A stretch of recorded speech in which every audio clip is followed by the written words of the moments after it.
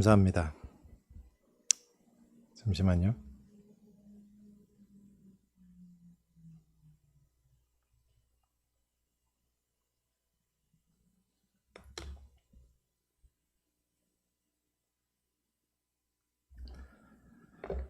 우리 오늘 계속해서 마가복음 강해 계속 나가도록 하겠습니다. 17번째 시간인데요.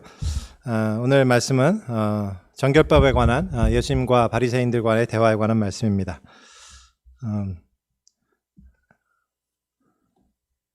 본문을 읽겠습니다. 마가복음 7장 1절부터 23절까지의 말씀입니다.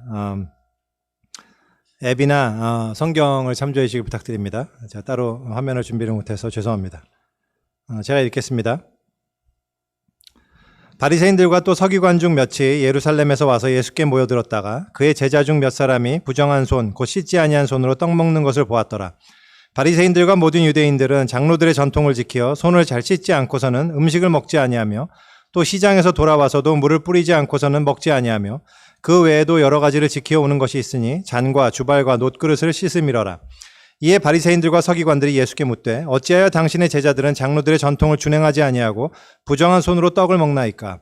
이르시되 이사야가 너희 외식하는 자들에 대하여 잘 예언하였도다. 기록하였으되 이 백성이 입술로는 나를 공경하되 마음은 내게서 멀도다. 사람의 생명으로 교훈을 삼아 가르치니 나를 헛되이 경배하는도다 하였느니라. 너희가 하나님의 계명은 버리고 사람의 전통을 지키느니라. 또 이르시되 너희가 너희 전통을 지키려고 하나님의 계명을 잘 저버리는도다. 모세는 네 부모를 공경하라 하고 또 아버지나 어머니를 모욕하는 자는 죽임을 당하리라 하였거늘 너희는 이르되 사람이 아버지에게나 어머니에게나 말하기를 내가 드려 유익하게 할 것이 고르반 곧 하나님께 드림이 되었다고 하기만 하면 그만이라 하고 자기 아버지나 어머니에게 다시 아무것도 하여 드리기를 허락하지 아니하여 너희가 전한 전통으로 하나님의 말씀을 폐하며 또 이 같은 일을 많이 행하느니라 하시고 무리를 다시 불러 이르시되 너희는 다 내 말을 듣고 깨달으라. 무엇이든지 밖에서 사람에게로 들어가는 것은 능히 사람을 더럽게 하지 못하되 사람 안에서 나오는 것이 사람을 더럽게 하는 것이니라 하시고 무리를 떠나 집으로 들어가시니 제자들이 그 비유를 묻자온데 예수께서 이르시되 너희도 이렇게 깨달음이 없느냐? 무엇이든지 밖에서 들어가는 것이 능히 사람을 더럽게 하지 못함을 알지 못하느냐? 이는 마음으로 들어가지 아니하고 배로 들어가 뒤로 나감이라. 이러므로 모든 음식물을 깨끗하다 하시니라. 또 이르시되 사람에게서 나오는 그것이 사람을 더럽게 하느니라. 속에서 곧 사람의 마음에서 나오는 것은 악한 생각, 곧 음란과 도둑질과 살인과 간음과 탐욕과 악독과 속임과 음탕과 질투와 비방과 교만과 우매함이니 이 모든 악한 것이 다 속에서 나와서 사람을 더럽게 하느니라. 아멘. 오늘 이야기는 회당에서 예수님께서 물러나셨던 이후에 오랜만에 바리새인들과 함께 또 서기관들과 함께 조우하시는 그런 장면으로 시작됩니다. 바리새인들과 서기관들이 예루살렘에서 왔습니다. 그리고 예수님과 이제 제자들이 함께 있는 그런 또 무리들과 함께 있는 그런 자리에 함께 참석했던 것 같습니다. 그리고 아마도 식탁 교제의 자리에도 참석하게 된 것 같습니다. 근데 이들이 보니까요, 이제 예수님의 제자들 중 몇이 손을 씻지 않고 이제 음식을 막 집어 먹는 거예요. 그래서 그걸 보고 예수님께 질문을 합니다. 예수님, 당신의 제자들이 장로들의 전통을 지키지 아니하고 손을 씻지 않은 손으로 이렇게 음식을 부정한 손으로 음식을 먹습니까? 왜 그런 겁니까? 라는 이렇게 질문을 합니다. 여기서 먼저 잠깐 제가 예전 설교 때도 몇 번 말씀을 드렸고요. 또 성경 공부 때도 말씀을 드렸던 사항인데요. 본문 일을 위해서 다시 한 번 더 장로들의 전통이 뭔지에 대해서 간단하게 설명을 좀 드리려고 합니다. 유대인들에게 있어서 이제 가장 권위가 있는 하나님의 말씀이 뭐냐? 그러면 이제 모세오경입니다. 우리가 소위 창출레민신, 그러니까 창세기, 출애굽기, 레위기, 민수기, 신명기라고 불리는 5개의 이제 하나님의 그 구약 책인데요. 모세오경이라고 불리고요. 이걸 토라라고 이제 부릅니다. 근데 그 토라 안에 등장하는 모든 종류의 율법을 체계화하면요, 그게 이제 하라는 명령 248개와 하지 말라는 명령 365개가 합쳐져서 총 613개의 이제 계명이 있다고 그렇게 정리를 하고 있습니다. 근데 이 613개의 총 율법을 이제 이스라엘 백성들은 자신의 삶의 기준과 이제 표준으로 삼고 있는 굉장히 중요하게 여기는 그런 율법이죠. 근데 여기에는요, 이제 명령은 있는데 방법은 없어요. 그러니까 예를 들면 안식일을 기억하여 거룩히 지키라라는 말씀이 우리 십계명이 있듯이 그게 이제 613개의 율법 중에 하나입니다. 그런데 문제는 어떻게 하는 것이 안식일을 거룩히 기억하여 지키는 것인지에 대한 내용은 없단 말이죠. 그래서 그것을 이제 거기에 대한 주석을 이제 달았어요. 그래서 아마 이제 그런 내용 중에는 샌드를 만드는 사람은 안식일에는 샌드를 만드는 바늘을 들고 어디 나가서는 안 된다라고 이렇게 주석을 달았단 말이죠. 그게 안식일을 거룩히 지키는 방법 중에 하나다라고 이런 규정을 만들게 된 거예요. 일종의 이제 아까 얘기했던 토라에 대한 주석인데요. 바로 이것을 장로들의 전통이라고 이제 불렸습니다. 그리고 이제 시간이 흐르면서요, 이 장로들의 전통을 소위 구전 토라로 간주하게 됩니다. 그래서 모세오경은 성문 토라, 성문 토라는 건 뭐죠? 기록된 토라라는 뜻이고요. 이 장로들의 전통은 구전 토라, 이제 입으로 입에서 이제 말로 전해 내려오는 그런 토라다라고 이렇게 불리게 됐습니다. 나중에 이게 예수님께서 승천하신 이후에 주후 이제 3세기경에요. 이제 예후다 하낫이라는 그런 랍비가 다시 한번 쫙 정리를 합니다. 성문 토라, 구전 토라 다시 정리가 하게 되는데요. 특별히 이때 이 장로들의 전통 구전 토라는 곧 미쉬나라는 말로 불리게 되죠. 그래서 시간이 흐르면서요, 다시 이 미쉬나에 대해서조차도 구체적인 주석이 이제 발전하게 됩니다. 그래서 거기에 이제 세부적인 주석을 붙인 그 세부적 주석을 우리가 소위 탈무드라고 이제 부르게 되는 거예요. 그래서 사실은 뭐 더 복잡한 설명이 필요하지만 간단하게 설명드리면 그렇다는 얘기입니다. 그래서 여러분들도 그런 정도로 기억하시면 될 것 같아요. 토라, 미쉬나, 탈무드 이런 것들이 어떤 이제 의미인지를 여러분들이 이제 머릿속에 기억하시면 좋을 것 같습니다. 그래서 미쉬나가 곧 장로들의 전통이다라는 얘기, 그런 구전 토라로 이해되었고 그렇게 유대인들에게 인식되었다 이런 정도로 여러분들 아시면 될 것 같아요. 다시 본문으로 돌아오면요. 이제 성문 토라 중에는 정결법 규정들이 있었단 말이죠. 정결법 규정은 주로 레위기에 잘 나타나 있는데요. 죽은 동물이라든지 죽은 사람을 만졌다든지 아니면 전염병 혹은 피부병이 발생됐거나 혹은 곰팡이와 접촉한 사람들을 이제 부정하다고 선언하는 어떤 그런 율법입니다. 그래서 부정한 사람이라든지 부정한 존재와 접촉했던 그 사람은 반드시 옷을 다 깨끗이 빨아야 되고 며칠간 사람을 만나지 말아야 되고 어떤 이런 규례들을 이제 율법으로 제정하고 있습니다. 또 부정한 음식에 대한 규례도 있죠. 그래서 음식 규례 역시 이런 정결법에 속하는데요. 그래서 부정한 음식이라든지 부정한 고기를 먹은 그 사람은 부정하게 되고요. 이런 부정한 사람들은 하나님 앞에 부정하기 때문에 성전에서 나가서 제사를 드릴 수 없다라는 어떤 이런 내용도 포함하고 있는 것이 이제 정결법 규례입니다. 근데요, 이제 토라에 이런 정결법이 있는데 문제는 어떻게 하면 하나님께 정결함을 지킬 수 있을까? 여기에 대한 구체적인 내용은 별로 없단 말이죠. 이제 자기가 알지 못하는 사이에 부정한 존재와 접촉했을 수가 있지 않습니까? 이제 그럴 경우에 자기도 모르게 하나님 앞에 그냥 정결한 줄 알고 나갈 수 있는데 그런 걸 방지하려면 어떻게 해야 되는가? 이런 법은 성문 토라에는 있지 않은 거예요. 그래서 장로들의 유전으로 그런 거를 이제 규정해 놨습니다. 그 중에 하나가 이제 손을 씻는 거였단 말이죠. 그래서 손을 씻는 예법을 규정한 내용이 장로들의 전통에 있었습니다. 그래서 오늘 본문 4절에서 얘기하듯이 시장 같은 데 특별히 다녀올 때 거기서는 내가 누구를 스쳤는지 어떤 존재를 만졌는지 이거에 대해서 잘 기억을 못할 수도 있지 않습니까? 그러니까 혹시라도 부정한 존재와 내가 컨택했을 수도 있는데 다시 나를 정결케 하려면 어떻게 해야 되지? 이런 예식을 이제 장로들의 전통으로 정리해 놨단 말이죠. 그래서 그 내용 중에 하나가 바로 이제 손을 씻는 예법이었어요. 근데 그 단순히 손을 씻는다는 게 손을 씻어라 이런 게 아니라 세부적인 지침이 있었습니다. 이게 담겨져 있는 물에 씻으면 안 되고요. 그걸 반드시 흘려 보내야 되고 그래서 누가 흘려줘야 되고 그것을 뭐 위에서 아래로 어떻게 흘리면 또 오른손부터 왼손으로 어떻게 씻고 뭐 이런 내용들이 다 구체적으로 있었습니다. 그렇게 철저히 지켜야만 하나님 앞에 정결을 지킬 수 있다고 이렇게 여겼기 때문입니다. 그래서요, 이제 거기에는 뭐 그릇을 어떻게 씻고 이런 방법도 있고요. 그래서 율법을 철저히 준수하고자 하는 사람들은 이 장로들의 전통, 이 세부 지침을 아주 철저히 지키고자 이제 노력했습니다. 오늘 본문을 보면 바리새인들뿐만 아니라 모든 유대인들이 이 규례를 지켰다고 이렇게 얘기하고 있습니다. 그 정도로 당시에 일반화됐던 규례였단 말이죠. 그런데 정작 이렇게 열심히 지키는 바리새인들이 보니까 이상하게 예수님의 제자들은 그런 규칙 준수에 있어서 이렇게 예민하지 않았던 것 같아요. 그래서 영 기분이 좀 그랬나 봅니다. 그래서 예수님께 질문을 하는 거예요. 왜 장로들의 전통을 지키지 않습니까? 그랬더니 이제 예수님께서 하시는 대답이 이사야 선지자의 예언, 제가 이제 참고 본문에 실었긴 했지만 이사야서 29장 13절인데요. 제가 참고 본문을 읽지는 않겠습니다. 그것을 인용하심으로써 이렇게 대답하시는 거예요. 오늘 원 본문에 6절, 7절, 8절 세 절만 다시 읽겠습니다. 이르시되 이사야가 너희 외식하는 자들에 대하여 잘 예언하였도다. 기록하였으되 이 백성이 입술로는 나를 공경하되 마음은 내게서 멀도다. 사람의 계명으로 교훈을 삼아 가르치니 나를 헛되이 경배하는도다 하였느니라. 너희가 하나님의 계명은 버리고 사람의 전통을 지키느니라. 예수님의 대답은 이런 거예요.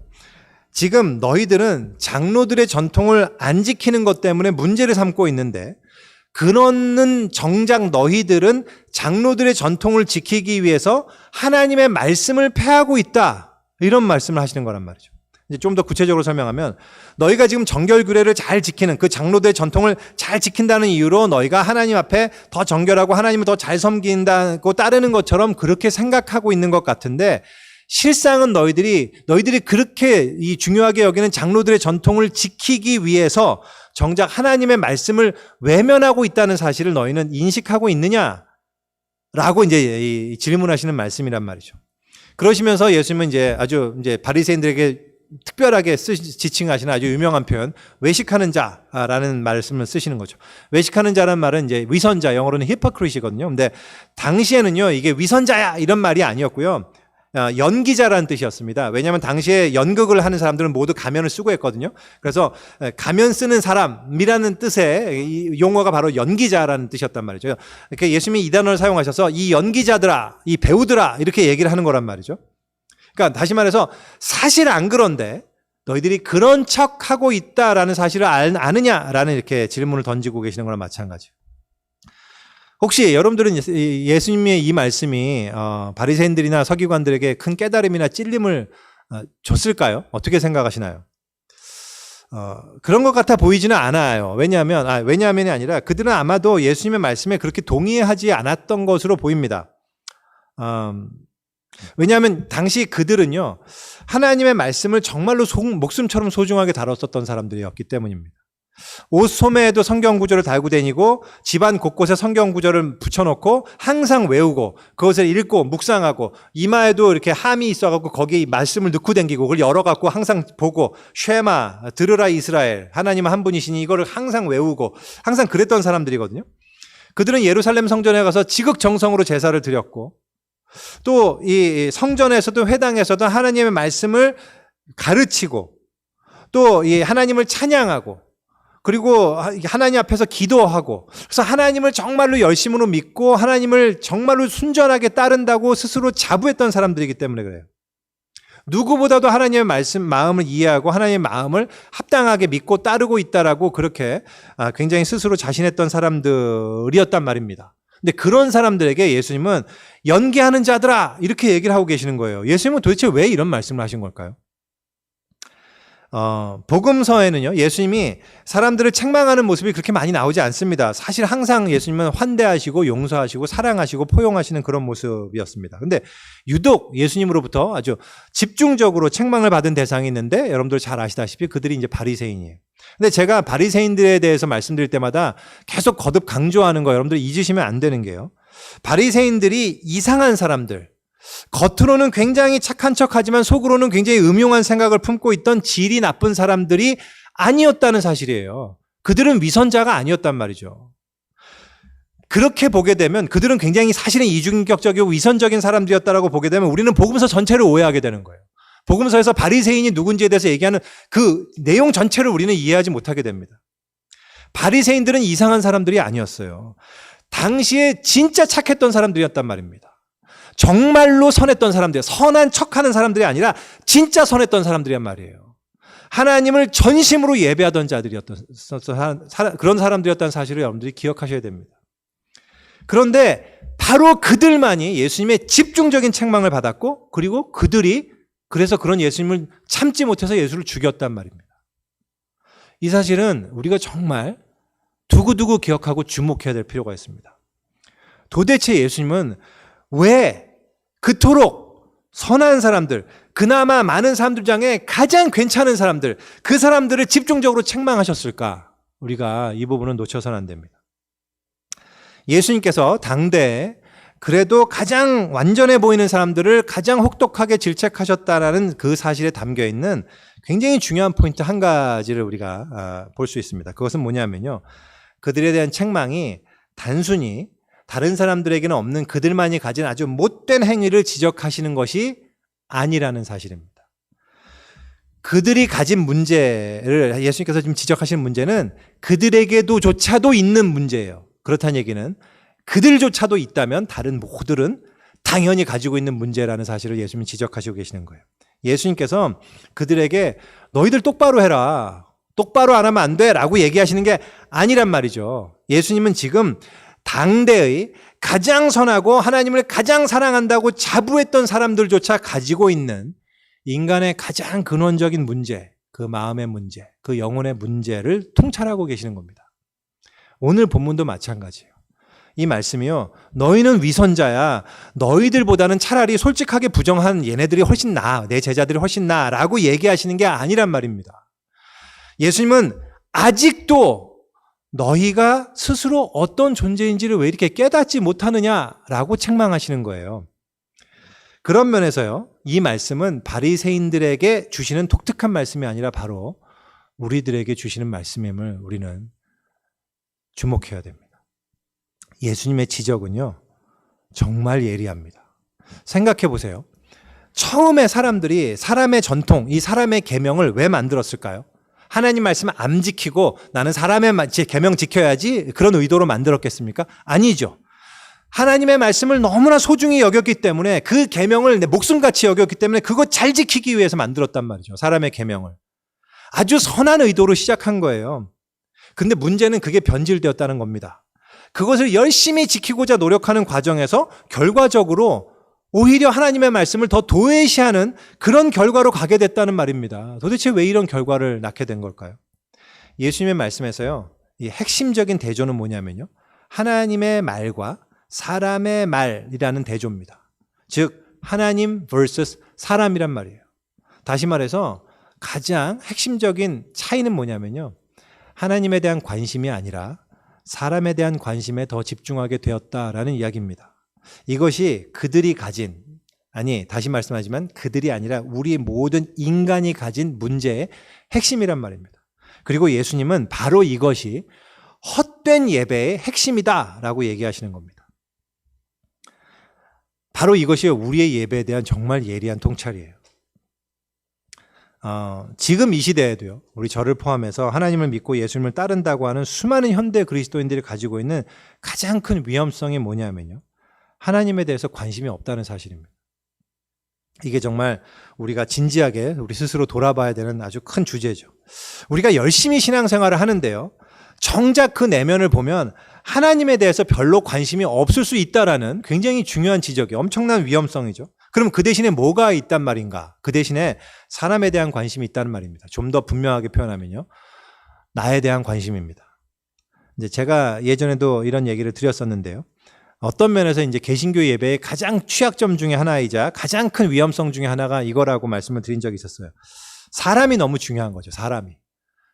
대형 교회는 대형 교회대로, 작은 교회는 작은 교회대로 어떻게든 사람을 많이 모으려고 그렇게 애를 씁니다. 많이 모아서 우리 교회 공동체를 이루고 하나님을 예배하려고 아주 애를 써요. 아주 선한 애를 써요. 근데 그래서 열심히 애를 쓰는 나머지 교회 관계가 이제 경쟁 관계가 되고 마치 무슨 비즈니스 그런 시장에서의 경쟁사 같은 그런 관계가 교회 간의 관계가 돼버렸어요. 그래서 교회 비즈니스의 가장 중요한 고객은 누구죠? 바로 우리 교회 다니는 회중들이잖아요. 그래서 회중이 고객처럼 중요하고 그 회중의 반응에 그 고객 만족, customer satisfaction 이런 차원에서 회중의 반응이 너무 중요해진 거예요. 그래서 어떻게든 회중이 예배다운 예배를 드렸다는 느낌을 받을 수 있도록, 그 종교적 만족감을 충족시킬 수 있도록 최선의 서비스를 제공해야 된다는 생각. 거기에 맞춰서 말씀도 그렇게 전하고 기도도 그렇게 하고 찬양도 그렇게 하고 사역도 그렇게 하는 그런 모습이요, 잘못 흘러갈 수 있는 굉장히 위험성을 지니게 되었다는 말입니다. 그래서 노골적으로 무슨 정말 사역을 무슨 비즈니스처럼 하지는 않는다 하더라도요, 굉장히 건전하고 열심히 노력하는 교회에서조차 예배의 중심이 하나님께 영광을 돌리는 것보다 청중들의 은혜를 추구하는 방향으로 바뀌게 되는 것, 그렇게 변질되게 되는 것, 그게 현대 교회, 개신교회의 굉장히 큰 문제점입니다. 예배에 참석해서 우리가 그런 얘기들 많이 합니다. 오늘 은혜 많이 받았습니다. 이런 얘기를 우리가 덕담으로 하곤 합니다. 저는 그 말을 터부시하거나 그런 말 해서는 안 된다거나 그런 나쁜 말이다라는 얘기가 아니에요. 좋죠. 사실은 그리고 실질적으로 하나님의 영광을 정말 드러내는 예배에 참석하고 나면 우리가 은혜를 받게 돼 있습니다. 그래서 은혜 많이 받았다라는 그런 표현을 감사의 표현을 할 수 있다고 생각해요. 그 사실을 부인하지 않습니다. 하지만 이게 조금 빗나가면요. 예배에서 내가 은혜 받는 것이 너무 중요해질 수가 있다는 위험성이 있단 말입니다. 내가 너무 예배에서 은혜 받는 게 너무 중요하기 때문에 그게 나의 예배의 초점이 될 위험성을 가지고 있다는 말입니다. 하지만 다시 한번 말씀드리지만 정말 중요한 건 우리가 예배를 드리는 목적은 예배는 우리가 은혜를 받기 위해서 드리는 게 아닙니다. 예배는 하나님께 온전히 영광을 드리기 위해서 참여하는 거예요. 최소한 믿는 사람들은 그래야 된단 말입니다. 믿지 않은 분들, 처음 예배에 참석해 온 분들은 제가 이 말씀에 너무 이게 받아받지 않으셨으면 좋겠습니다.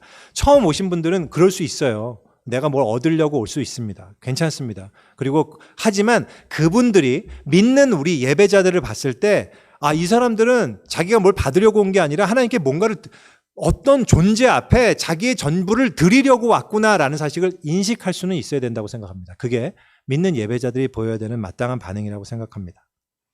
내가 은혜 받기 위해서 예배를 드리고 내가 원하는 응답을 받기 위해서 기도를 드리고 내가 위로받고 카타르시스를 느끼기 위해서 찬송을 드린다면 그렇다면 그것은 참으로 참된 예배가 될 수가 없다는 말입니다. 또 우리가 그런 생각을 할 수 있잖아요. 사실은 오늘 저는 강재균 형제와 또 우리 김윤태 형제의 간증을 들으면서 정말 이 복음의 핵심을 너무너무 잘 이 간증을 통해서 표현하고 있다는 사실에 굉장히 은혜가 되고요. 그렇습니다. 근데 그 내용 가운데도 우리가 이미 언급된 내용들이지만 다시 한번 생각해 보면요. 우리가 그렇게 생각하기 쉽잖아요. 내가 왜 믿죠? 우리 여러분들 믿으십니까? 근데 왜 믿으십니까? 구원받기 위해서 믿으십니까? 이 말이 틀린 건 아니죠. 내가 구원받기 위해서 우리가 믿죠. 근데 이 말이 담고 있는 함정이 있습니다. 뭐냐면 구원이 뭘까요? 구원이란 무엇인가? 이겁니다. 기독교에서 말하는 구원이란 건 뭐죠? 그거는 우리의 죄와 그 죄의 결과인 멸망으로부터 우리가 건짐을 받는다는 뜻이잖아요. 근데 그러면 죄가 뭐죠?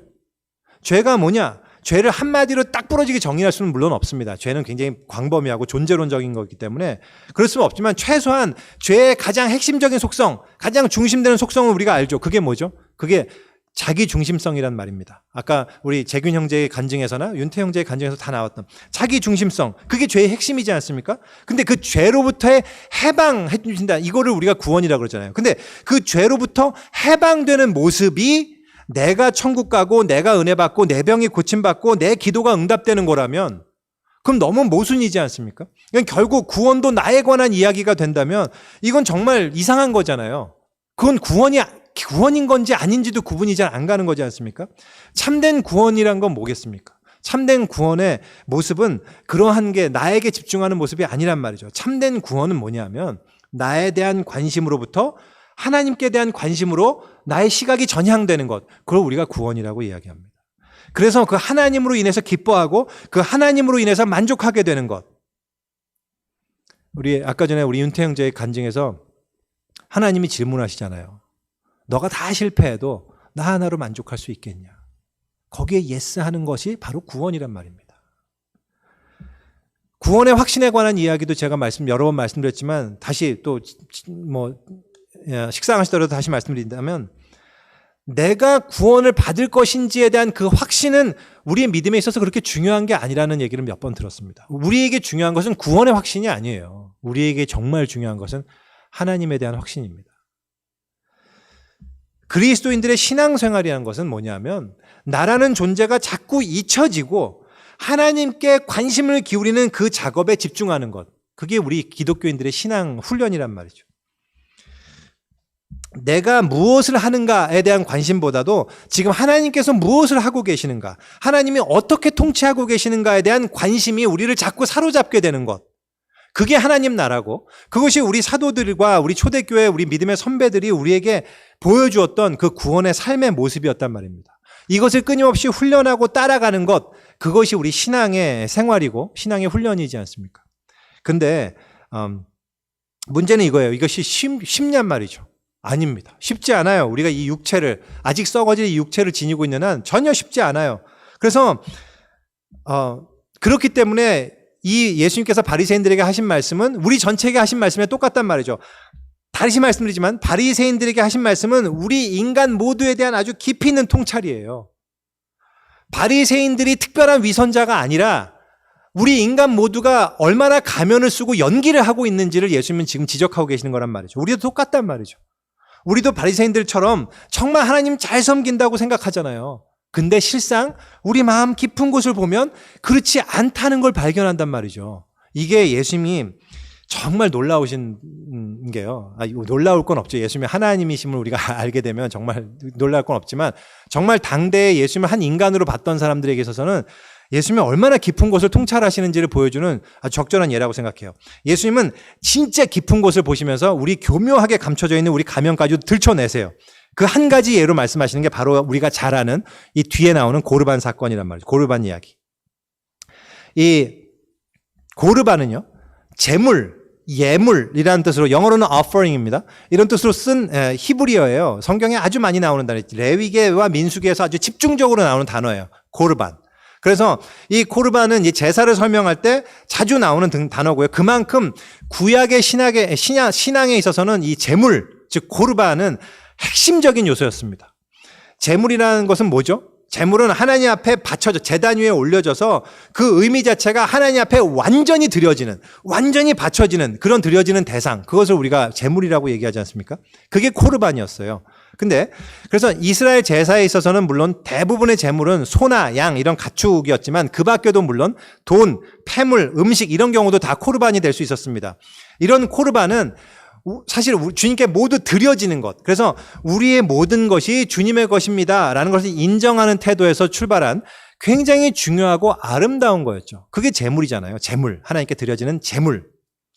근데요, 이 코르반을 하나님께 드리는 이 아름다운 행위, 이 거룩한 행위가, 이런 거룩한 행위조차도 어떻게 하나님의 말씀을 거역하는 모습으로 변질될 수 있는지를 예수님이 지금 예리하게 지적하고 계시는 게 이 고르반 내용이란 말이죠. 그게 뭐냐면 내용은 이런 겁니다.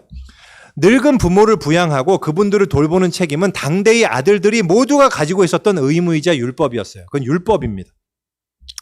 근데요, 당시에 바리새인들이요, 혹은 바리새인뿐만 아니라 기타 하나님께 아주 헌신된 사람들 중에는 자기가 가진 모든 것을 하나님께 고르반으로 바치는 사람들이 있었습니다.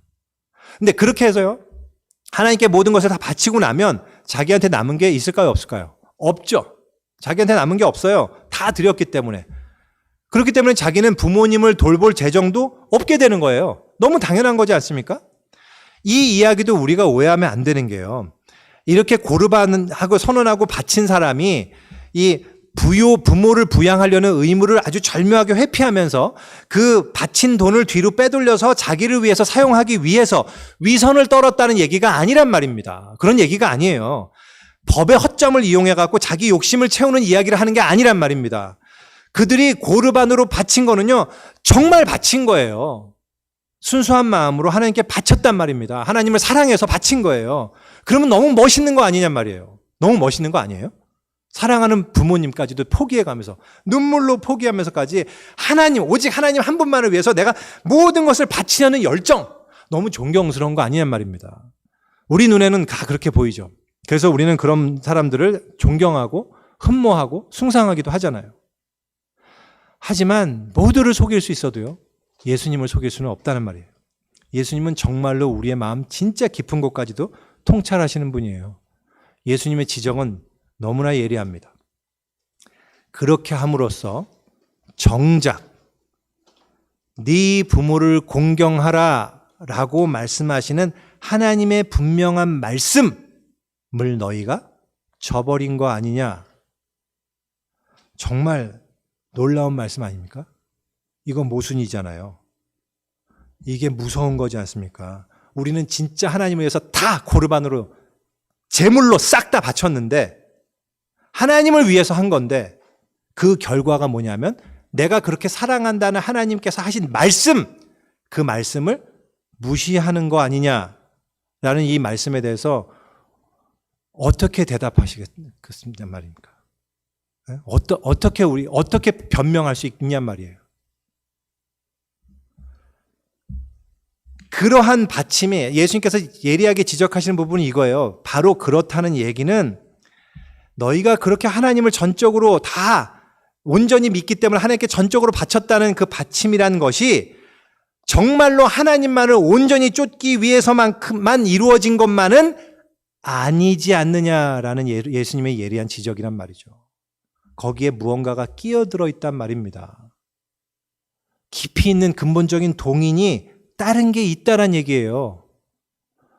그게 뭘까요? 그들은 왜 고르반을 바쳤던 걸까요? 어쩌면 이 한 선교사님의 고백이 그 답이 될 수 있을지 모르겠어요. 혹시 들어보신 분은 계시겠지만 허운석 선교사님이라고 계십니다. 이제 아마존에서 김철기 선교사님과 함께 거의 30년 동안 한 23년이고 김철기 선교사님은 지금까지 한 30년 동안 아마존에서 사역을 하시고 선교 사역을 하시는데요. 허운석 선교사님은 지난 2013년에 9월에 암으로 하나님의 부르심을 받으셨고요. 근데 이 가정, 이 부부가요, 이 가정이 정말로 아마존에 있는 사역에 목숨을 걸고 하셨어요. 그 남편 되시는 분이 이제 김철기 선교사님인데요. 아마존 선교 사역에 자기의 모든 걸 바치셨던 분이. 그래서 자기는 정말로 24시간 사역밖에 생각을 안 했다고 하세요. 근데 그분이요, 이 허운석 선교사님, 자기의 와이프와 허운석 선교사님이 돌아가신 후에요, 쓴 책이 있어요. 책 제목이 가슴 찢는 회개입니다. 그 내용을 한번 보면요, 그 내용에는 물론 아마존 사역에 대한 굉장히 귀한 하나님의 역사에 대한 내용들도 있어요. 근데 주된 핵심은 뭐냐면 그 가운데서 자기가 존경받고 거룩하게 사역했던 그 사역 속에 감춰져 있던 자기의 속내를 진솔하게 다 얘기하시는 그런 내용들이에요. 그 중에 몇 가지만 얘기하면 한 가지는 이런 거예요. 선교복으로 하지 않습니까? 우리 자기 선교 사역을 지원하는 이제 교회에 와서, 한국에 와서 그 모교 교회 이제 선교 보고라는 걸 우리가 보통 선교사님들 합니다.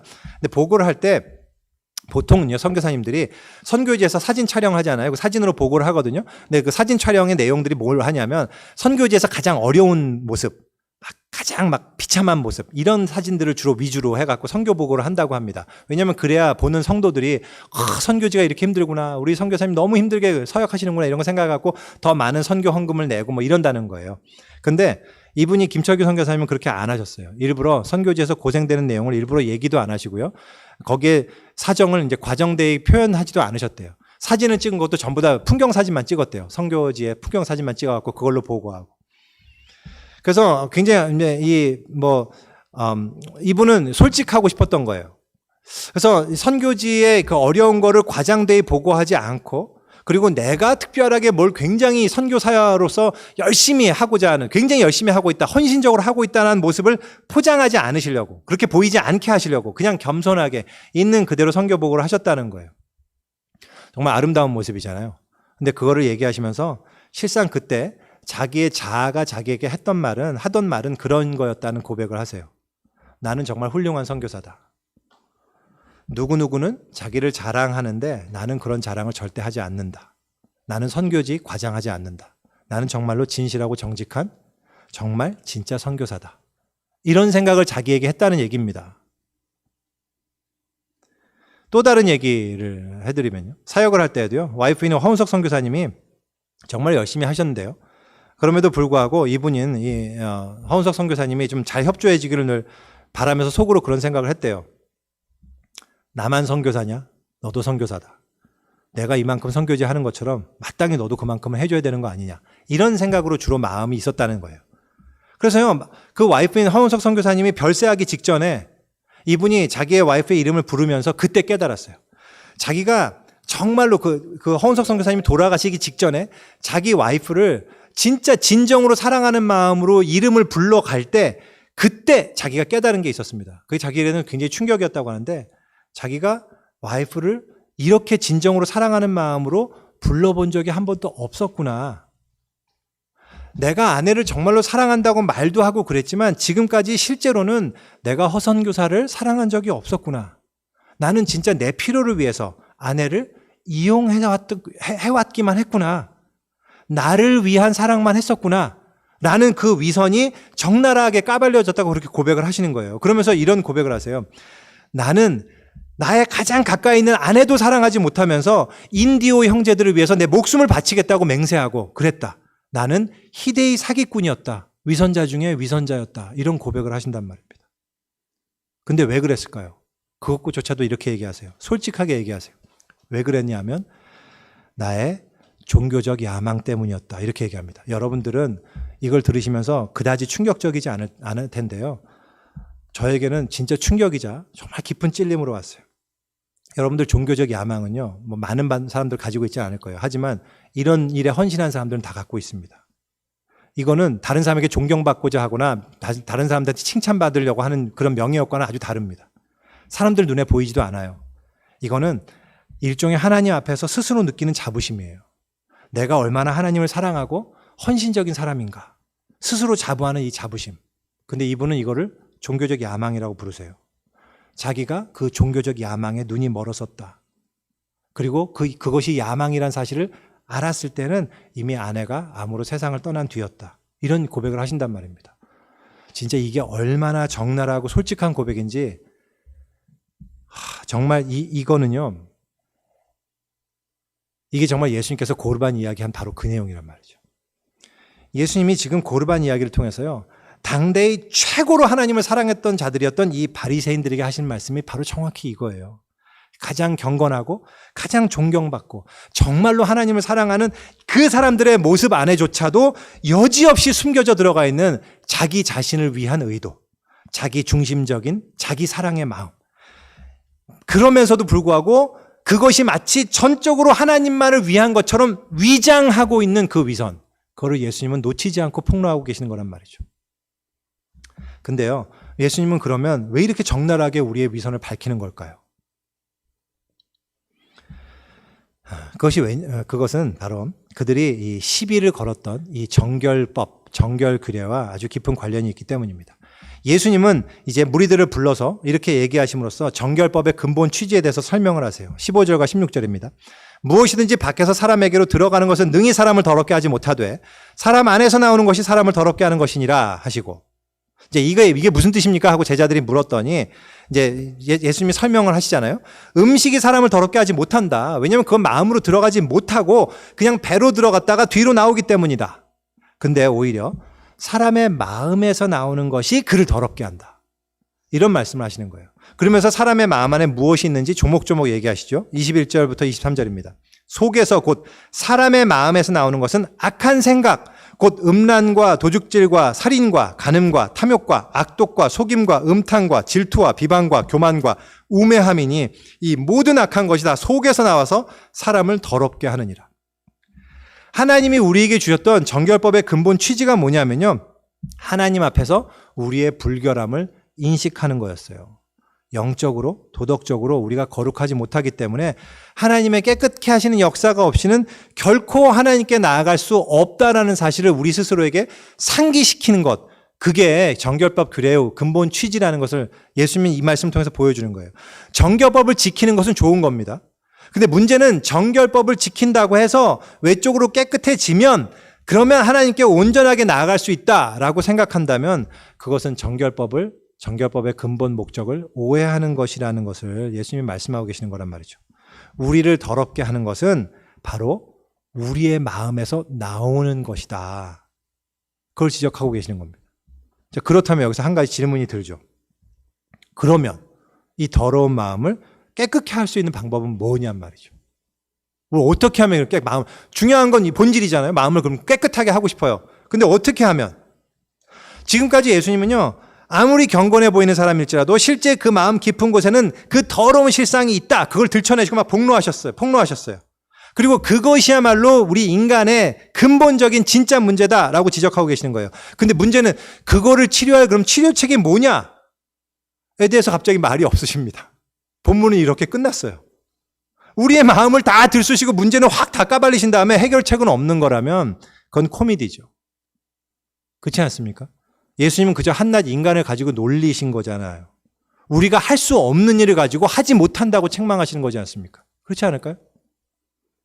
그런데요, 이 본문을 잘 보면 여기에 그 해결책이 무엇인지 그 한 가지 힌트를 마가가 오늘 본문 속에서 제시하고 있습니다. 19절을 읽겠습니다. 이는 마음으로 들어가지 아니하고 배로 들어가 뒤로 나감이라. 이러므로 모든 음식물을 깨끗하다 하시니라. 우리말 성경에는 이 말씀들이 잘 구분이 안 되는데요. 그래서 예수님이 다 하신 말씀처럼 보이잖아요. 그게 아니고요. 중간에 나감이라 까지가 예수님 말씀이에요. 그리고 그 뒤에 이러므로 모든 음식물을 깨끗하게 하시니라. 이거는요, 마가의 주석입니다. 이거 영어로 보면 아주 확실하죠. 영어에는 이렇게 되어 있습니다. Since it enters not his heart, but his stomach, and is expelled. 하고 난 다음에 괄호로 Thus he declared all foods clean. 이렇게 해놨단 말이에요. 이게 굉장히 중요한 건데요. 마태나 누가나 요한과는 달리 마가는요, 원래 자기의 복음서에 주석을 많이 달지 않습니다. 근데 그럼에도 불구하고 여기에 특별한 주석을 달았다는 얘기는요, 이게 굉장히 중요하다는 뜻이에요. 여기서 중요한 거는 뭐냐면 예수님께서 모든 음식물이 깨끗하다라고 선포하셨다는 사실이에요. 학자들이 동의하듯이요, 이 말씀은요, 이 시제나 이런 걸 보면요, 오늘부로 내가 이 음식들을 깨끗하게 만들었다라고 선언하셨다라는 그런 의미입니다. 어떻게 예수님은 그럼 이런 선포를 하실 수 있는 걸까요? 여전히 정결법은 하나님의 말씀으로 확고하게 자리하고 있잖아요. 예수님은 하나님의 말씀이 중요하다고 바리새인들한테 얘기하지 않습니까? 그런데 이 말씀은 마치 예수님이 정결법을 이제 폐지한다라는 것처럼 들린단 말이죠. 근데 그런 걸까요? 그런 게 아닙니다. 예수님은요, 지금 정결법을 내가 더 이상 이제 의미 없는 것을 폐지하겠다라는 말씀을 선언하시는 게 아니고요. 정결법이 완성되었다라고 선포하시는 거란 말입니다. 정결법이 가리키는 근본 취지, 우리의 영혼의 깨끗함과 이 정결함을 요구하는 그 정결법의 원래 목적이 이제 성취되고 완성되었다라는 걸 전제로 예수님께서 선포하신다라는 그런 얘기를 마가가 좀 주석으로 달고 있는 거예요. 우리들이 지금 이 시대는요, 구약의 율법임에도 불구하고 음식 규례를 더 이상 지킬 필요가 없는 그 이유가 예수님의 이 말씀에 달려 있는 거거든요. 그럼 어떻게 이 선포가 가능해진 거죠? 마가는 왜 이 주석을 달았을까요? 우리가 잘 알다시피 이 말씀을 통해서요, 마가는 예수 그리스도의 십자가를 바라보고 있는 겁니다. 예수님은 우리가 해결할 수 없는 우리 마음의 문제, 우리를 더럽게 하는 근본적인 문제, 우리가 아무리 깨끗하고 싶어도, 아무리 정결케 하고 싶어도 불가능한 우리의 마음의 이 깊은 속 오염의 문제를 해결하시고자 예수님께서 십자가로 가셨습니다. 그리고 거기서 예수님이 참된 코르반이 되셨습니다. 하나님 앞에서 유일무이한 참된 코르반이 되셔서 자기를 다 비우시고 진짜 제물이 되셔서 온전하게 드려짐으로 말미암아 하나님 아버지의 뜻을 온전히 순종하고 그 뜻을 이루었을 뿐만 아니라 또한 철저히 우리 모두를 사랑함으로써, 그리고 자기를 완전히 비우시고 자기 전체를 완전히 부인하시고 포기하심으로써 우리를 깨끗게 하셨다는 이 사실, 그 제물, 즉 코르반이 되어서 우리를 깨끗게 하신 그 주님의 역사, 그것을 마가는 이야기하고 있는 거예요. 그것을 가리키고 있습니다. 그리고 바로 그 역사를 히브리서 기자는 이렇게 전하고 있습니다. 제가 참고본문을 실었습니다. 히브리서 10장 10절입니다. 이 뜻을 따라 예수 그리스도의 몸을 단번에 들이심으로 말미암아 우리가 거룩함을 얻었노라. 할렐루야. 예수님은 십자가에서 이 정결법을 완성하셨습니다. 물론 우리 마음은 여전히 더럽습니다. 우리가 잘 압니다. 그때의 바리새인들과 지금 우리도 여전히 다르지 않아요. 여전히 오염되어 있는 부분이 있고 교묘하게 감춰진 더러움이 계속 살아 있습니다. 하지만 그럼에도 불구하고 우리가 끝까지 좌절하지 않고 낙심하지 않고 다시금 하나님을 바라보는 온전한 예배의 자리에 우리가 끊임없이 나아갈 수 있는 이유는 예수님이 우리의 치료책이 되셔서 우리 마음을 정결케 하셨고 지금도 정결케 하고 계시며, 그리고 이 정결을 반드시 완성하실 것이기 때문입니다. 할렐루야. 오늘도 우리 귀한 두 분의 간증을 우리가 들었잖아요. 간증 들을 때마다 제가 너무 감동되고 하나님께 감사하는 부분이 있습니다. 공통점이 있거든요. 예수 그리스도로 인해서 우리에게 주어진 소망이 얼마나 놀라운 것인지를 증거하는 그 내용이 너무나 감사해요. 간증에 공통점이 있잖아요. 내가 어떤 존재인지 깨달은 거잖아요. 원래 그렇다고 생각지 않았었죠. 나는 괜찮다고 생각했죠. 두 분 다 모두 기독교 집안에서 자라서 이 정도면 그나마 not bad 크리스찬이고 괜찮다. 근데 그렇지 않다라는 것을 발견하게 된 거지 않습니까? 아, 이제 보니까 내 안에 엄청 추하구나. 더럽구나. 자기중심적이구나. 내가 항상 나만 생각했구나. 그런 거지 않습니까? 그런데 이 간증이 담고 있는 또 하나의 굉장히 중요한 공통점이 있습니다. 거기서 좌절하고 낙심하고 끝나지 않는다는 거죠. 왜죠? 예수 그리스도 그분을 발견했기 때문입니다. 그분의 피, 그분의 보혈로 말미암아 내가 어떤 은혜를 입었는지를 발견했기 때문입니다. 그래서 그분 앞에 나아가게 됐죠. 이것이 우리에게 주어진 구원이고 소망인 것입니다. 우리에게 그 소망이 있는 것, 그 기쁨이 있는 것, 그것을 우리 톱 레이디라는 목사님은 찬양으로 이렇게 부르고 있습니다. 우리가 아주 잘 아는 만세방석 열리니, 제가 너무나도 좋아하는 찬양이고, 항상 물론 장례식 때 많이 부르긴 하지만, 저의 장례식 때도 꼭 불리길 원하는 찬양이기도 하지만, 장례식 때뿐만 아니라 이것이 정말 복음의 가장 핵심을 담고 있단 말이죠. 1절과 3절만 제가 읽겠습니다. 만세반석 열리니 내가 들어갑니다. 창에 허리 상하여 물과 피를 흘린 것 내게 효험되어서 정결하게 하소서. 3절은 이렇게 되어 있습니다. 빈손들 보고 앞에가 십자가를 붙드네. 의가 없는 자라도 도와주심 바라고 생명샘에 나가니 마음을 씻어주소서. 우리가요, 빈손으로 앞에 나갑니다. 우리가 아무것도 없어요. 근데 십자가를 붙들잖아요. 십자가를 붙들되 이렇게 형편없는 자라 할지라도, 의가 하나도 없는 자라 할지라도, 더럽고 추악한 위선자라 할지라도 주님께서 보혈로 우리 마음을 씻어주십니다. 할렐루야. 정결법이 그렇게 완성되는 거란 말입니다. 예수님의 이 십자가가 있기에 우리는 항상 소망을 가지고 그 앞에 나아갈 수 있다는 얘기입니다. 십자가에서 정결법을 완성하시고 그 보혈로 우리의 마음을 온전히 깨끗게 하신 우리 주님을 찬양합니다. 우리 기도하겠습니다.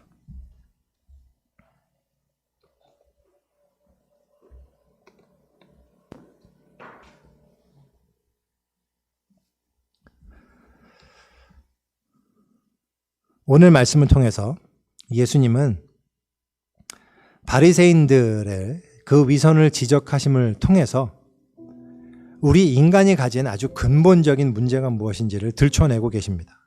그것은 우리가 아무리 선하다 할지라도, 우리가 아무리 거룩하고 정결하고, 아무리 하나님 앞에 온전해 보인다 할지라도 우리의 마음은 더럽다는 사실입니다.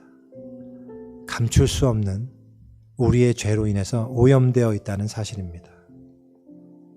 그런데 예수님은 그것을 그저 지적하고 책망하는 것으로만 끝나시진 않습니다. 바로 그 마음의 문제를 해결하기 위해서 우리 대신 십자가에 가셔서 고르반이 되셔서 하나님 앞에 온전히 바쳐짐으로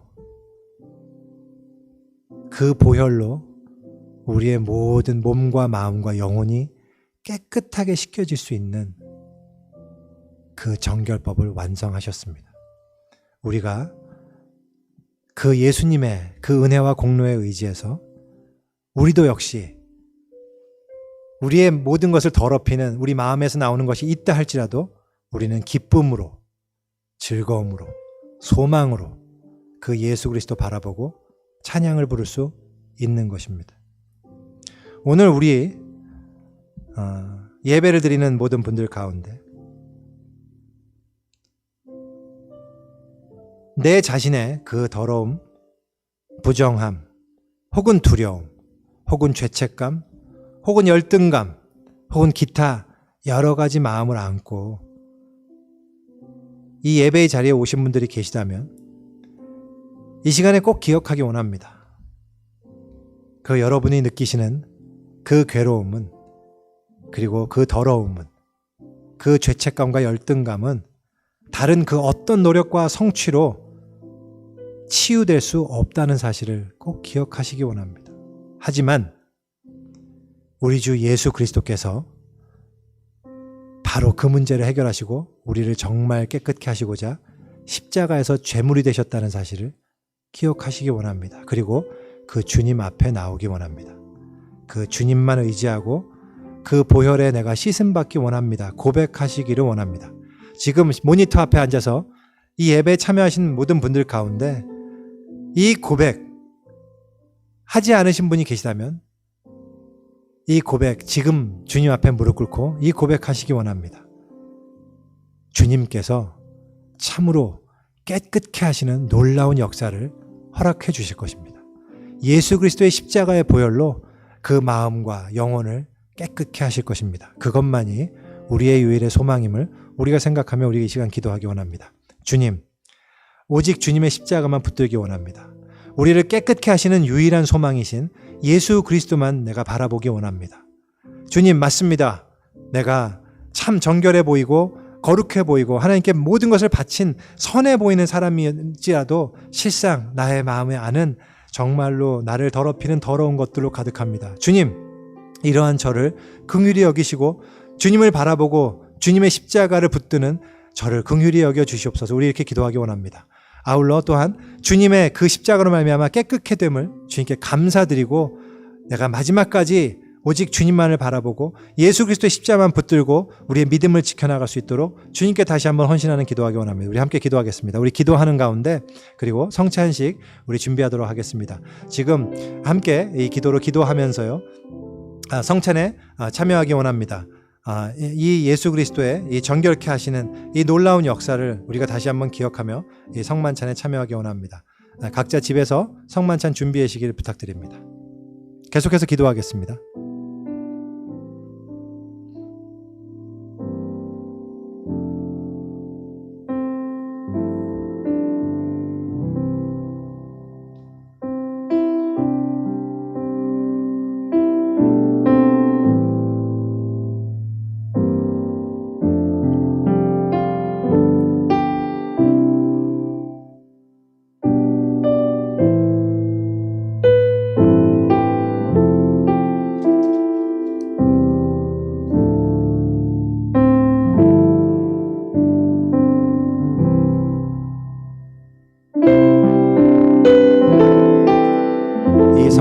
성만찬, 우리 이 성찬식은요, 예수님께서 하신 일을 우리가 기억하며 예수님의 그 살과 피를 나누는 대단히 중요한 예식입니다. 그리고 대단히 우리가 소중하게 여기는 상징입니다.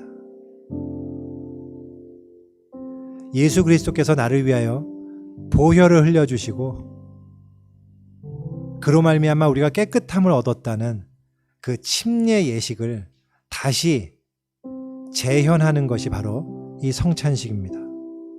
따라서 이 성찬식에 참여하는 분들은 그러한 마음과 고백으로 참여하셔야 합니다. 이 예식은 예수 그리스도를 주와 그리스도로 고백하고 하나님을 아버지로 고백하는 모든 분들이 참여하실 수 있습니다. 하지만 아직 그 믿음의 고백이 없다면, 그렇다면 이 성찬에 참여하실 수가 없습니다. 이 부분을 꼭 기억하시고 이 성찬에 참여해 주시길 부탁드립니다.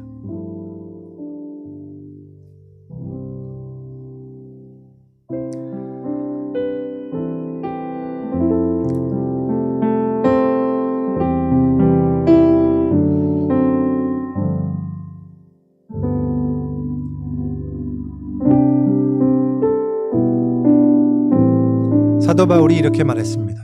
내가 너에게 전한 것은 주께 받은 것이니 곧 주 예수께서 잡히시던 밤에 떡을 가지사 축사하시고 떼어 이르시되 이것은 너희를 위하는 내 몸이니 이것을 행하여 나를 기념하라 하시고 식후에 또한 그와 같이 잔을 가지시고 이르시되 이 잔은 내 피로 세운 내 새 언약이니 이것을 행하여 마실 때마다 나를 기념하라 하셨으니 너희가 이 떡을 먹으며 이 잔을 마실 때마다 주의 죽으심을 그가 오실 때까지 전하는 것이니라. 그러므로 누구든지 주의 떡이나 잔을 합당하게 하지 않게 먹고 마시는 자는 주의 몸과 피에 대하여 죄를 짓는 것이니라. 사람이 자기를 살피고 그 후에야 이 떡을 먹고 이 잔을 마실지니 주의 몸을 분별하지 못하고 먹고 마시는 자는 자기의 죄를 먹고 마시는 것이니라. 우리가 주님의 살과 피를 함께 나눌 때 우리 이 주님의 죽음을 기억하기 원합니다. 고르반이 되셔서 제물이 되셔서 우리를 대신하셔서 우리의 모든 죄를 씻기시고 우리의 마음을 정결케 하신 주님의 이 피의 사건, 이것을 우리가 이 시간 마음에 새기며 이 성찬에 참여하기 원합니다. 예수께서 이르시되 내가 진실로 진실로 너에게 이르노니 인자의 살을 먹지 아니하고 인자의 피를 마시지 아니하면 너희 속에 생명이 없느니라. 내 살을 먹고 내 피를 마시는 자는 영생을 가졌고 마지막 날에 내가 그를 다시 살리리니 내 살은 참된 양식이요 내 피는 참된 음료로다. 아멘. 우리가 이 시간 성찬에 참여하면서요, 우리 예수 그리스도만을 바라보고 그 예수 그리스도 안에 들어가기를 원합니다. 오직 예수 그리스도만이 우리를 정결케 하심을 이 시간 다시 한번 기억하며 그분의 죽음을 기억하며 그리고 그분의 죽음으로 내가 참된 생명을 얻었음을 감사함으로 기억하며 우리가 이 떡과 잔에 참여하기 원합니다. 우리가 이 떡과 잔에 참여할 때 우리는 다시금 예수 그리스도의 부활의 생명을 다시금 우리 안에 맛보는 바로 그러한 예식인 겁니다. 또한 이 예식에 참여하는 우리 성도들은 주 안에서 모두 하나가 되었음을 또한 고백하는 예식이기도 합니다. 그러기에 이 주님의 사귐을 우리가 모든 이들에게 선포하는 예식이기도 합니다. 그렇기 때문에 이 예식에 참여하기 전에 우리가 죄를 고백하고 주님 앞에 회개하며 용서를 구하는 예식은 그 시간은 굉장히 중요합니다. 우리 이 시간에 잠깐 기도하면서요.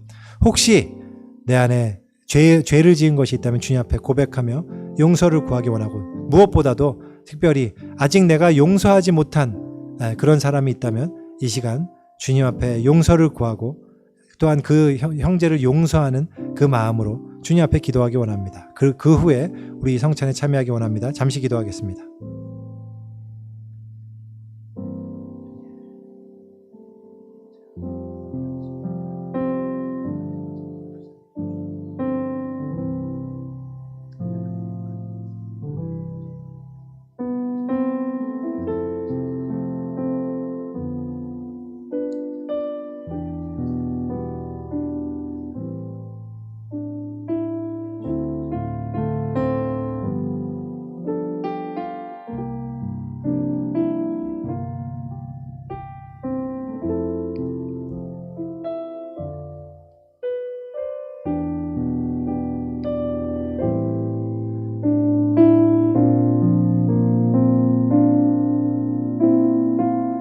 우리 시간에 함께 우리 주님을 바라보고 주님을 찬양하며 주님의 살과 피를 나누겠습니다. 다시 한번 말씀드리지만 우리가 이 성찬에 참여함으로 우리를 위하여 자신의 살과 피를 주신 주님으로 인해서 우리가 참으로 깨끗게 됨을 다시 한번 고백하고 그 주님께 감사하는 귀한 예식을 우리가 소망하며 이 세계식에 참여하기 원합니다. 저희가 먹을 때 예수께서 떡을 가지사 축복하시고 떼어 제자들을 주시며 이르시되 받아서 먹으라. 이는 내 몸이니라. 너희는 이것을 행함으로 나를 기억하라. 우리 함께 예수님의 몸을 취하도록 하겠습니다.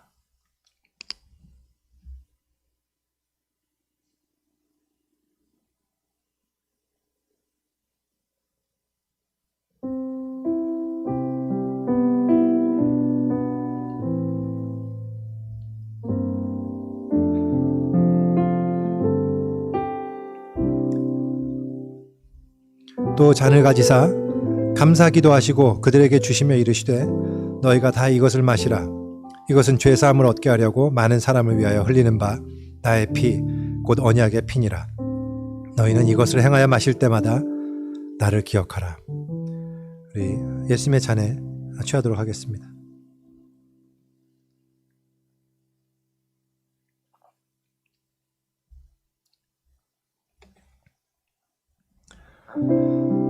함께 기도하겠습니다. 하나님 아버지, 이 시간 우리가 주님의 살과 피를 취하며 우리를 깨끗게 하시고 정결케 하시는 주님의 십자가 사건을 기억합니다. 주님의 죽으심을 기억하며 주님께서 우리에게 베푸신 놀라운 사랑과 은혜를 기억합니다. 하나님 아버지, 우리의 깊은 내면의 더러움으로 인해서 결국 그 죄로 인해서 멸망으로 갈 수밖에 없는 저희들을 주님께서 사랑하시고 아버지 뜻에 순종하여 이 땅에 오셔서 십자가를 향해 걸어가시고 마지막까지 아버지 말씀에 순종하심으로 우리를 향한 그 사랑을 드러내심에 감사드립니다. 하나님 아버지, 우리가 이 시간에 우리의 내면을 보며 기도합니다. 여전히 더럽고 추하고 우매하고 또한 위선적인 그런 마음이 우리 안에 여전히 있음을 우리는 발견합니다.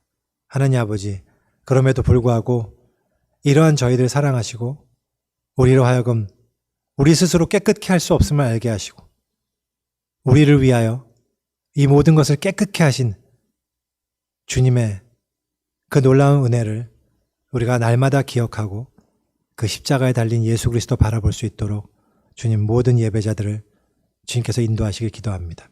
하나님 아버지, 저희들 연약하고 넘어질지라도 우리 마음에 그 더러움으로 인해서 좌절하고 낙심할지라도 날마다 고개를 들어 우리 주 예수 그리스도 바라보게 하시고 우리를 온전히 깨끗하게 하신 그 십자가의 보혈을 날마다 의지할 수 있게 주님 인도하여 주시옵소서.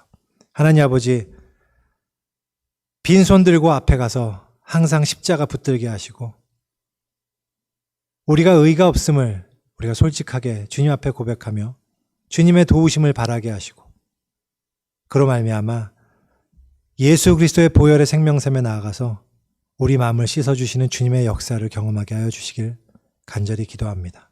저희들 아무 자격 없는 저희들 주님께서 이토록 사랑하시고 피 흘려 주심에 이 시간 다시 한번 감사드릴 때 이 모든 말씀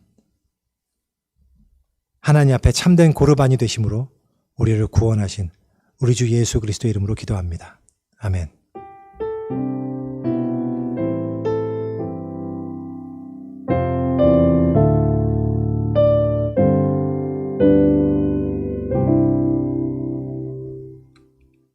감사합니다. 우리 예배 마쳤습니다.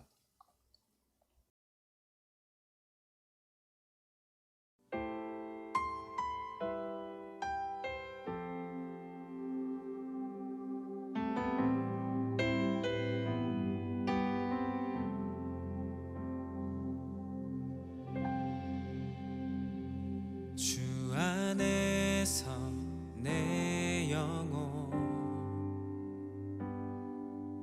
다시 태어나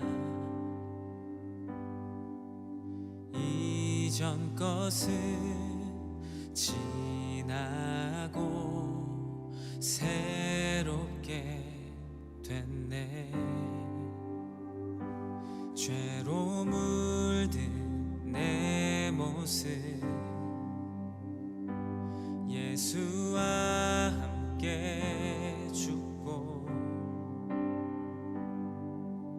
부활 생명 내 안에 새로운 삶이 열렸네.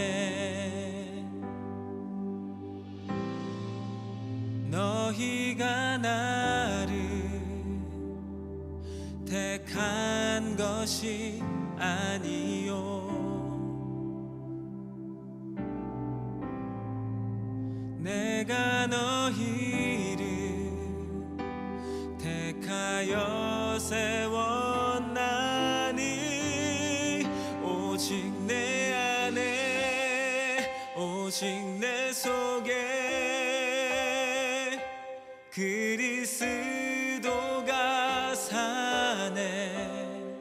오직 내 삶에 오직 내 맘에 그가 주인 되셨네.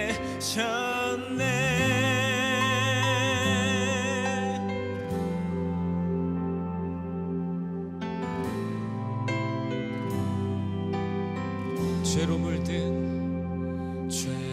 물든 내 모습 예수와 함께 죽고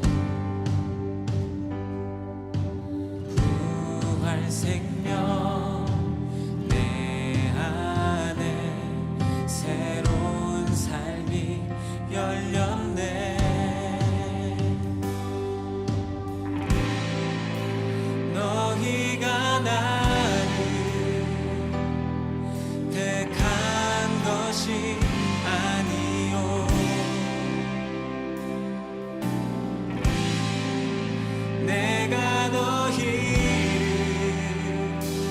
택하여 세웠나니 오직 내 안에 오직 내 속에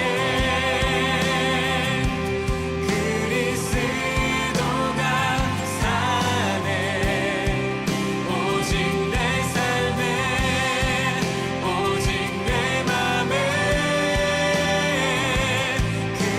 주